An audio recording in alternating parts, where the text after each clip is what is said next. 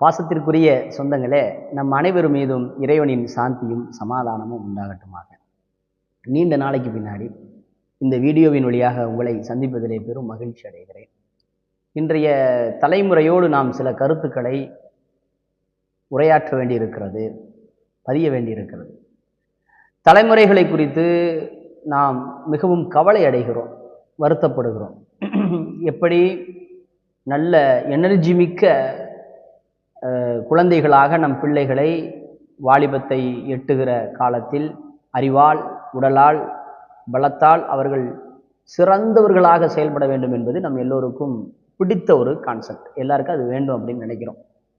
அதற்கு நாம் முன்மாதிரியாக சில பெற்றோர்களை நிகழ்த்தி காண்பிக்கிற, அதாவது நிகழ்காலத்தில் சில குழந்தைகளை வளர்த்து சில நல்ல உயர்ந்த இடத்திற்கு அழைத்து செல்லுகிற பெற்றோர்களை நாம் முன்மாதிரியாக எடுத்துக்கொண்டே ஆக வேண்டும்.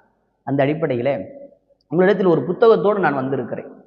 என்ன புத்தகம் என்று சொன்னால், தமிழகத்தில் இருக்கிற நாணல் பதிப்பகம் சார்பாக இந்த புத்தகத்தை வெளியிட்டிருக்கிறார்கள்.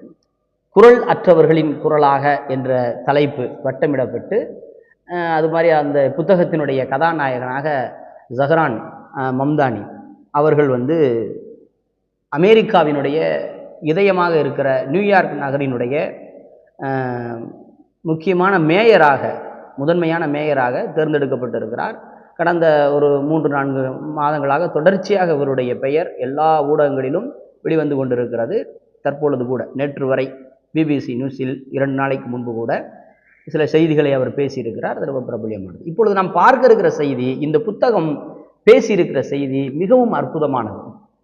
அந்த புத்தகத்தை எழுதிய தோழர் என்பவர் மால்கம் என்கின்ற பெயரிலே ஒரு அற்புதமான நீண்ட நாள் ஊடகம் சார்ந்த கருத்துக்களை பதிவு செய்து கொண்டிருக்கிறார். ஊடகத்தில் நல்ல நீதிக்கான கருத்துக்களை பதிவு செய்து கொண்டிருக்கிற ஒரு தோழராக நான் அறிமுகம் பெற்றிருக்கிறேன். மால்கம் என்கின்ற இந்த நண்பர் நல்ல சிந்தனையாளர். அவருடைய சிந்தனைக்கு ஒப்ப ஒரு அற்புதமான புத்தகத்தை வடிவமைத்து தமிழ் பேசும் உலகிற்கு அர்ப்பணித்திருக்கிறார் என்றுதான் நாம் சொல்ல வேண்டும்.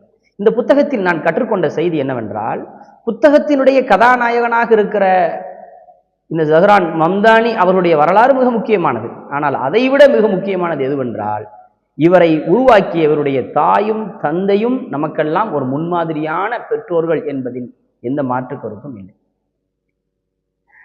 இவருடைய தந்தை மஹமூத் மம்தானி அவர்கள் 2004ஆம் ஆண்டு ஒரு நூலை வெளியிடுகிறார்கள். அதுவும் இந்த நாணல் பதிப்பகத்திலேயே வெளிவந்திருக்கிறது.